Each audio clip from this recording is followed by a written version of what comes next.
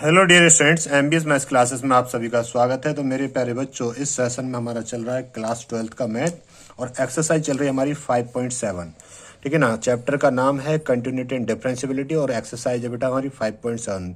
तो आप पीछे के लेक्चर सारे देख सकते हो। एक्सरसाइज 5.1, 5.2, 0.3, 0.4, 0.5, 0.6, 0.7 पे हम आ गए और क्वेश्चन नंबर हमारा 12। ठीक है ना।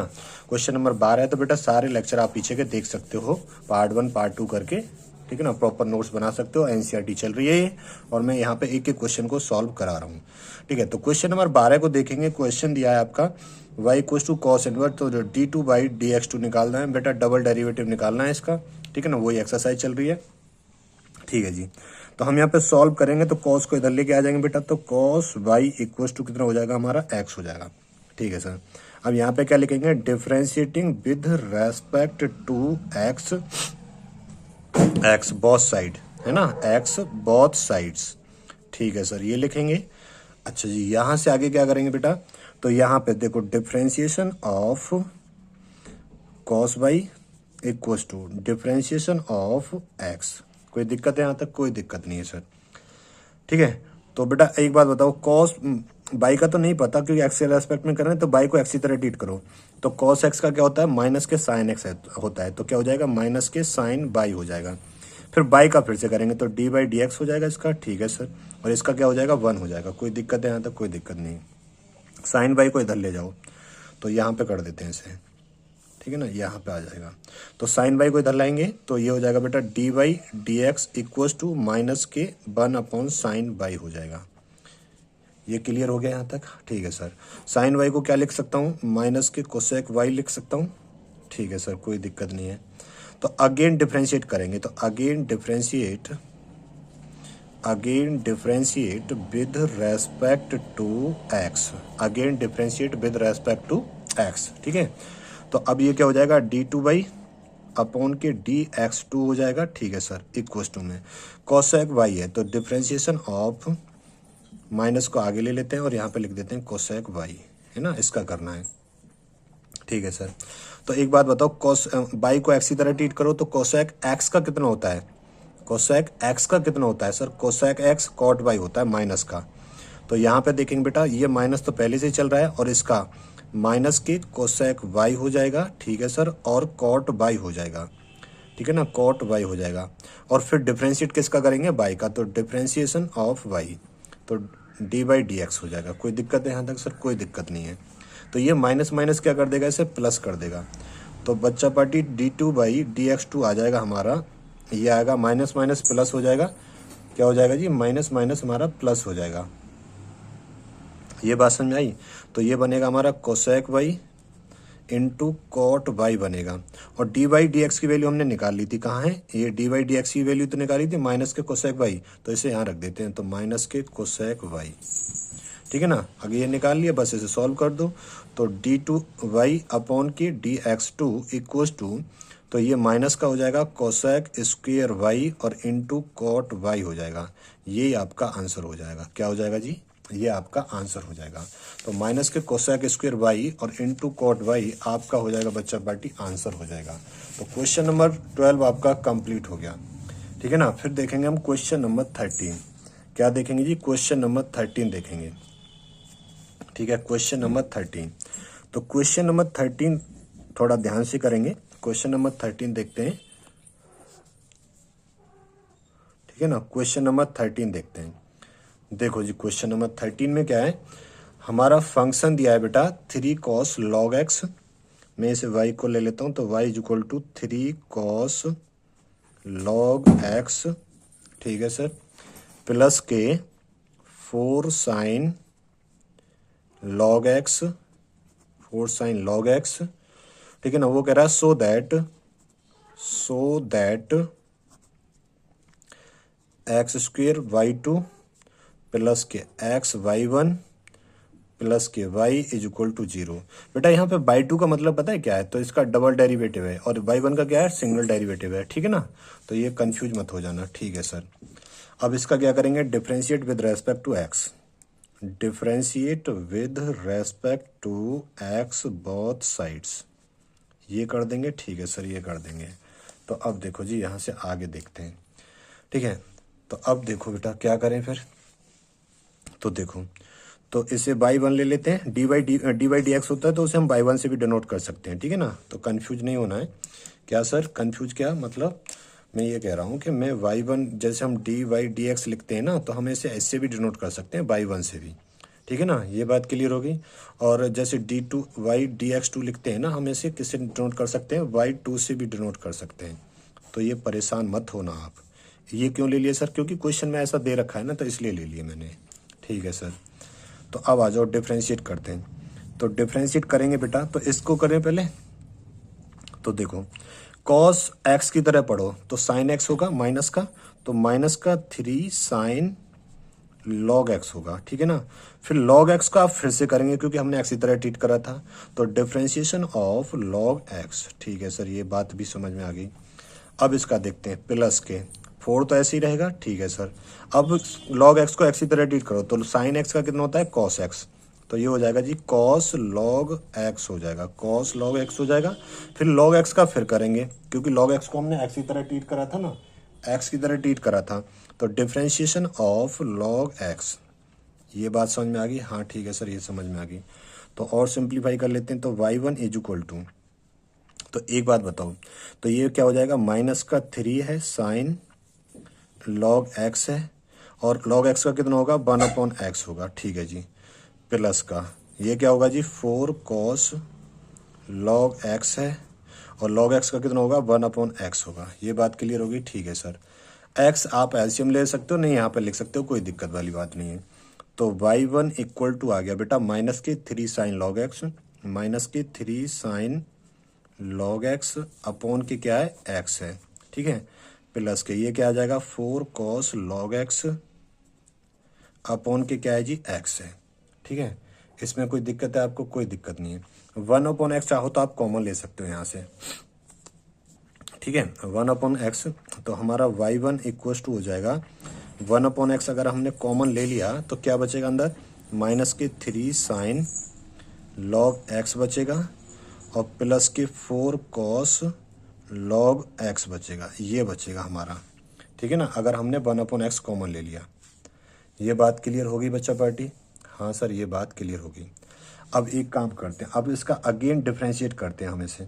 जब अगेन डिफ्रेंशिएट करेंगे ना, तो एक काम करेंगे, अब यहाँ पे 2 फंक्शन मान लेते हैं, पहला इसे मान लेते हैं बेटा, और दूसरा इस पूरे को मान लेते हैं ब्रैकेट के अंदर जितना भी है, ठीक है ना। तो क्या लगा देंगे हम यहाँ पे, प्रोडक्ट रूल लगा देंगे, ठीक है सर। बात समझ गए, क्योंकि बेटा हमें यहाँ पे क्या निकालना है, बाई टू भी निकालना है, बाई वन तो हमारा निकल गया है, और वाई टू भी निकालना है। तो वाई टू यानी कि डबल डेरिवेटिव करना है इसका। तो देखो, तो मैं यहाँ पे वाई टू लिख देता हूँ, ठीक है सर। अब फर्स्ट तो हमारा ऐसे ही रहेगा, ठीक है सर, फर्स्ट तो हमारा ऐसे ही रहेगा, डिफ्रेंशिएट ऑफ सेकंड, ठीक है ना। तो डिफ्रेंशिएट ऑफ सेकंड करना है हमें, देखो डिफ्रेंशिएट ऑफ सेकंड करना है। अब इसका करेंगे, थोड़ा ध्यान से देखना। साइन एक्स, लॉग एक्स को एक्स की तरह मानो, तो साइन एक्स का क्या होता है, कॉस एक्स होता है, तो माइनस के क्या हो जाएगा, बोलो बेटा। देखो ये क्या है हमारा 1/x, ये हमने फर्स्ट मान लिया था पूरा, हमने ये सेकंड ले लिया। जब सेकंड लेंगे तो फर्स्ट तो ऐसे ही रहेगा, डिफ्रेंशिएट ऑफ सेकंड होगा। तो डिफ्रेंशिएट ऑफ सेकंड करेंगे तो देखो साइन एक्स लॉग एक्स को ऐसी तरह मानो, तो साइन एक्स का क्या होगा कॉस एक्स, तो माइनस के 3 कॉस लॉग एक्स हो जाएगा। ये बात क्लियर हो गई। और लॉग एक्स का फिर से होगा, तो ये अपॉन में एक्स आ जाएगा, ठीक है ना। सेकंड का कर रहे हैं अब ये पूरे का। अब कॉस एक्स का क्या होता है, माइनस के साइन एक्स, तो माइनस के 4 साइन लॉग एक्स होगा बेटा। फिर लॉग एक्स का करेंगे तो अपॉन में एक्स आ जाएगा। तो फर्स्ट डिफरेंशिएटिव ऑफ सेकंड कर दिया हमने, ठीक है। अब सेकंड को ऐसे ही रखेंगे यहाँ पे, ठीक है ना। सेकंड को ऐसे ही रखेंगे यहाँ पे, सेकंड को ऐसे ही रख देते हैं, तो माइनस कॉमन ले लेता हूँ, तो ये माइनस प्लस रहता है ना यहाँ पे, अगर प्लस रहता है तो ये माइनस का रहेगा। तो यहाँ पे एक चीज करो, पहले अभी माइनस ही छोड़ देते हैं, माइनस के 3 साइन लॉग एक्स, ठीक है सर। और ये क्या है, प्लस के 4 कॉस लॉग एक्स है, ठीक है। ये है, यही तो, इतना ही तो है, ठीक है। डिफरेंशिएट ऑफ 1/x, तो डिफरेंशिएट ऑफ 1/x का कितना आ जाएगा बेटा, माइनस के 1/x स्क्वायर आ जाएगा, ठीक है। तो वो एक्स स्क्वायर मैंने इसके नीचे लिख दिया, कोई दिक्कत है, ठीक है ना बेटा। हमने देखो 1/x का डिफरेंशिएट जानते हैं, माइनस के 1/x स्क्वायर आ जाएगा, तो उसी का मैंने यहाँ पे माइनस लिख दिया है, उसी का मैंने क्या लिख दिया यहाँ पे माइनस। वैसे तो यहाँ प्लस आता है प्रोडक्ट रूल में, भाई प्रोडक्ट रूल क्या होता है बेटा हमारा, अगर दो फंक्शन मल्टीप्लाई में उन्हें डिफरेंशिएट करना है, हमें क्या करना है, डिफरेंशिएट। तो फर्स्ट तो ऐसे ही आता है, डिफरेंशिएट ऑफ सेकंड, सेकंड ऐसे ही आएगा, और डिफरेंशिएट ऑफ फर्स्ट ये आएगा, ठीक है ना, ये आएगा, ये आएगा। ये बात क्लियर होगी? हाँ सर ये बात क्लियर होगी यहाँ तक, ठीक है ना, तो परेशान नहीं होना है। चलिए जी आगे देखते हैं, ठीक है सर। अब यहाँ से आगे क्या करें बेटा, सर बाई टू बराबर, अब देखो 1/x तो बाहर था, ठीक है ना, 1/x तो बाहर था। अब यहाँ से बेटा x में यहाँ से भी कॉमन ले लूँगा, और ये क्या एलसीएम ले लूँगा तो x ही तो आएगा, तो यहाँ पे इसकी मल्टीप्लाई मैं इसके अंदर ही कर देता हूँ। जब इसके अंदर करूँगा तो ये आएगा -3 cos log x आएगा, ठीक है सर, और एलसीएम ले लिया मैंने, ठीक है ना, -4 sin log x आएगा, ठीक है सर। ये हो गया, तो ये हो गया। तो भैया एक बात बताओ, यहाँ नीचे एलसीएम में x आ गया और इस x की मल्टीप्लाई कर दी, तो ये क्या बन गया, x² बन गया, ठीक है सर। अब माइनस तो यहाँ पे था ही, ठीक है सर, यहाँ पे इसे ऐसे लिख दो, -3 sin log x लिख दो, और प्लस के 4 cos log x लिख दो। यहाँ पे कोई दिक्कत है? कोई दिक्कत नहीं है। और अपॉन में क्या है बेटा, x² है, अपॉन में क्या चल रहा है इसके, x² चल रहा है, ठीक है ना, अपॉन में क्या चल रहा है यहाँ पे, x² चल रहा है। ये बात क्लियर होगी, ठीक है सर। अब यहाँ से आप x² बाहर कॉमन ले सकते हो दोनों के नीचे से।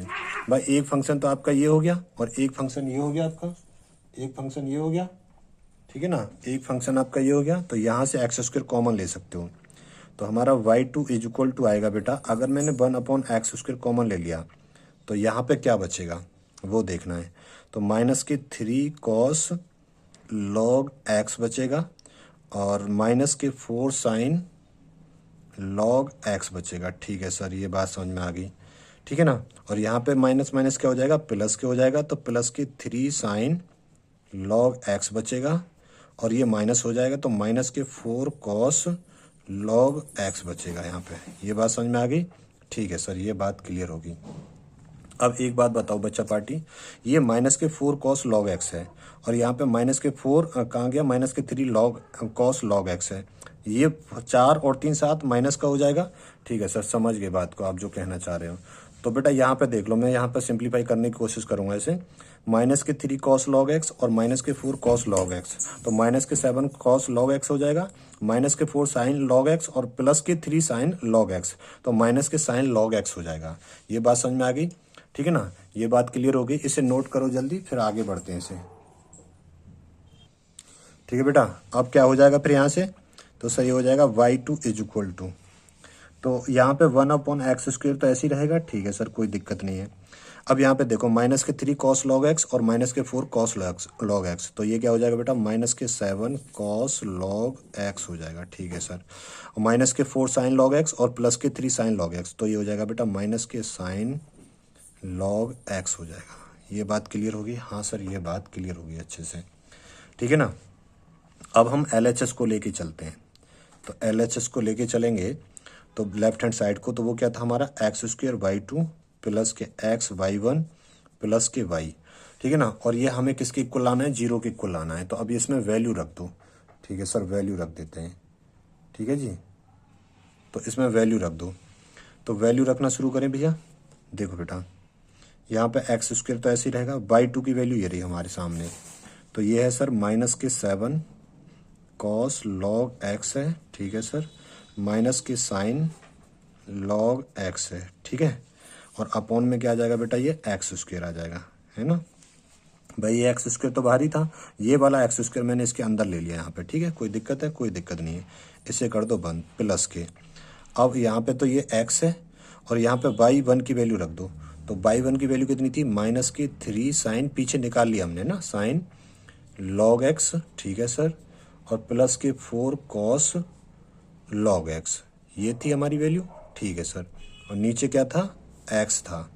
ये बात समझ में आ गई? हाँ सर ये बात भी समझ में आ गई, ठीक है। और प्लस के y, तो प्लस के यहाँ पे रख देता हूँ मैं उस वैल्यू को, तो जो फंक्शन था वही आ जाएगा 3 cos log x, ठीक है, +4 sin log x ये था, ठीक है सर, बात समझ में आ गई इतनी।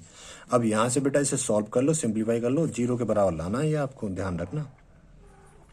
इससे ये कट जाएगा, मल्टीप्लाई में इससे ये कट जाएगा, मल्टीप्लाई में, ठीक है सर कट गया। तो बेटा यहाँ पे कितना आ गया, -7 cos log x आ गया, ठीक है सर। ये कितना आ गया जी, अब यहाँ पे ये -7 cos log x आ गया। अब एक बात बताओ, ये क्या है, -sin log x है, ठीक है ना। और यहाँ पे देखो -3 sin log x है, यहाँ पे +4 cos log x है, और यहाँ पे देखो ये 4 और 3 7 कितना बन जाएगा, +7 cos log x बन जाएगा, ठीक है सर, ये भी बन गया। अब बेटा यहाँ पे देखो माइनस का sin log x है और -3 sin log x है, तो ये बना -4 sin log x बन गया, ठीक है सर, ये बात भी समझ में आ गई, ठीक है, ये बात भी समझ में आ गई, ये बात भी समझ में आ गई। -4 sin log x हो गया, ठीक है सर। अब क्या बचा रहे, ये ले लिया हमने, ये भी ले लिया, अब क्या बचा, cos वाला भी ले लिया, और +4 sin log x ये था, बोलो, +4 sin log x ये था, ठीक है सर। अब देखो बेटा, इससे ये कैंसिल हो गया, इससे ये कैंसिल हो गया, तो ये किसके बराबर आ गया, 0 के बराबर आ गया। यानी कि हम ये कह सकते हैं जो हमारी लेफ्ट हैंड साइड है वो किसके बराबर आ गई, राइट हैंड साइड के बराबर आ गई। किसके साथ बराबर आ गई बेटा, लेफ्ट हैंड साइड गुरुजी राइट हैंड साइड के बराबर आ गई, यानी कि 0 आ गया, ठीक है ना। तो ये आपका कंप्लीट हो गया क्वेश्चन नंबर 12। अच्छा क्वेश्चन था, ठीक है बेटा। अगली क्लास में देखेंगे हम क्वेश्चन नंबर 13 से, ठीक है ना। अगली क्लास में देखेंगे हम क्वेश्चन नंबर 13 से, ठीक है। क्वेश्चन नंबर 12 को अगर एक बार में समझ में ना आए तो दोबारा वीडियो को प्ले करके देख सकते हो आप लोग, ठीक है। और बेटा चैनल के मोटिवेशन के लिए चैनल को शेयर कर दिया करो, वीडियो को शेयर कर दिया करो। फिर मिलेंगे नेक्स्ट क्लास में। चलिए तो अभी के लिए इतना ही रखते हैं। थैंक यू, अपना ध्यान रखिएगा।